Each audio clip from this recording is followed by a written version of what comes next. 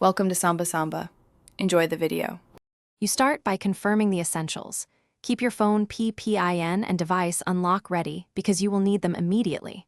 Once done, open Phonepe and go to Settings right arrow Security to see current biometric status. Make sure the app is updated to the latest version so options appear. Next, disable any third-party fingerprint tools on your phone because they can block the app menu. Make sure your bank-linked cards remain accessible. You will re-authenticate them if required. You now remove Fingerprint from inside the app. Open your profile, tap Settings, and then Security. When you see Fingerprint or Touch ID, toggle it off and immediately confirm with your phone PPIN or the device's unlock method. This step tells Phonepe to stop accepting biometrics.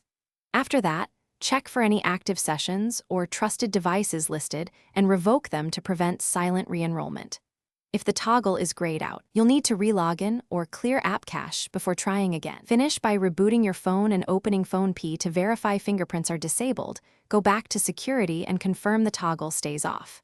If it doesn't, clear the app cache, log out fully, and reinstall Phonepe. Make sure you can log back in with your PIN. As a last resort, contact Phonepe support and provide device model, OS version, app version, and screenshots so they can escalate. One key tip: if fingerprints reappear, check the phone's biometric settings and remove enrolled fingerprints at the OS. Thanks for watching. Consider subscribing if we helped you.